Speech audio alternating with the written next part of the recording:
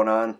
Alex from Strength Hacks here to show you guys my at-home abs progression. This took place in 90 days from March 2020 when lockdown started all the way till May 2020.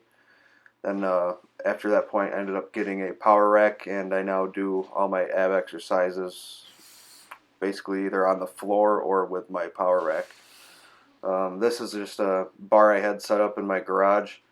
Had to use a toe strap and an extension cord and hung a steel pipe that I found. It was a pretty unstable setup. As you can see, it swings back and forth. Also, the bar is unlevel too, so that's why I'm alternating which way I'm facing. So I could only find 2 clips of me doing this exercise. The first clip was probably from somewhere in March, and I got 4 sets of 5 reps total, 2 facing one way, 3 facing the other, and I would alternate, which side did more reps just to keep things even. It was really brutal on the grip because of that thick bar. Also rolls too, so it just adds 2 elements that make it a lot harder on grip than the traditional hanging leg raise.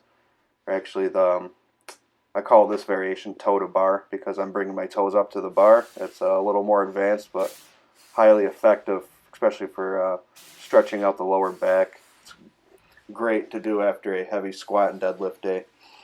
So nowadays, in December 2020, almost a year out from this, I'm doing 2 to 3 sets of 10.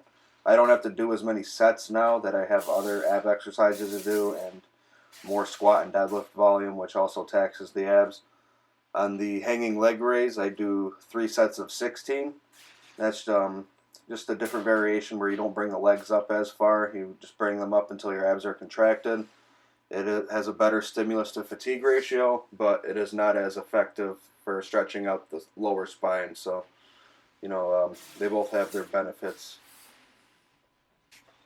And just to save some time for later, so I have time to explain how you can apply the information from my training progression to however you plan to progress and get a nice set of strong abs.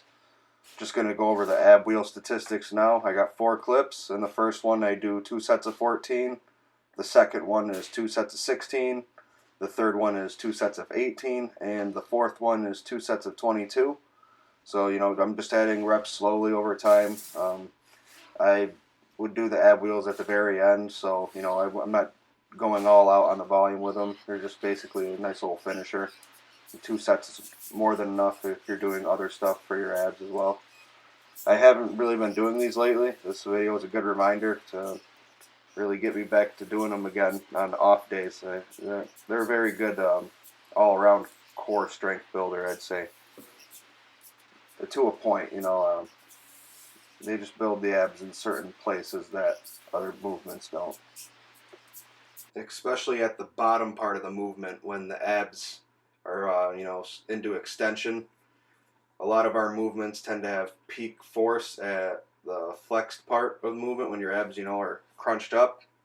And the ab wheel is actually the reverse. The flexed portion is the easiest, and then as you go down and extend your abs, it gets harder. And at the bottom, when your abs are fully extended, it's very hard. So I just love how it builds strength in that extended position. So anyways, on to the juicy stuff now, while you're actually here. This is how you can apply this information to your own ab training so you can get some good results as well. So I would start off doing these at the end of all your sessions. I do abs 4 times a week, and then if I have extra time, I will do them on Wednesday and Saturday as well. I never train on Sunday. The most I'll do on Sundays is maybe 20 minutes of light cardio. I really like to rest and relax on those days. So, if you have the equipment and the resources, you can do the ab wheel and the hanging leg raise, the toe to bar, or you can do other moves like the standing band crunch, the bird dog, dead bug, the V-up, planks, side planks, or even like a one-arm farmer's walk. Those are all great movements. If you do 2 to 3 of them at a time and rotate them, when they stall out, that'd probably be the best way to go with programming. And then I would say if you're a novice, I would start off with 3 sets. If you're an intermediate, do 4 to 5 sets. If you're like a beginner, fresh off the block, 2 sets is good. This all is if you're not doing other weight training. If you're doing squats and deadlifts too, I'd probably subtract a set from all of those recommendations. So also, you want to add an extra set on your week before the deload. I tend to do this on a couple other accessory movements too, because the week before the deload, we really want to build up a lot of fatigue so we can slightly overreach. That way, our body is forced to adapt, and you get more out of the week off. As I recommend with deloads, you're not really touching any barbells. You can do kettlebells, you can do bands, you can do light dumbbell work and GPP with a sled. But other than that, no, just rest. So now on to the third point about repetitions. I recommend adding 1 to 2 reps every time you do the movement, even if it means you have to rest pause, which is also called myo reps. You crank out as many as you can once you have about one in the tank or at failure. Take 3, 4 deep breaths.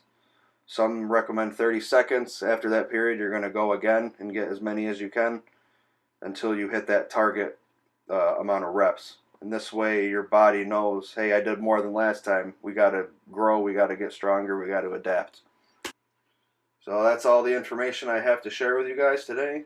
I really appreciate you watching. If you learned anything, please leave a like. Make sure to subscribe so you can catch up on more tips that I will be releasing in the future. And drop a comment down below if you have anything nice to say.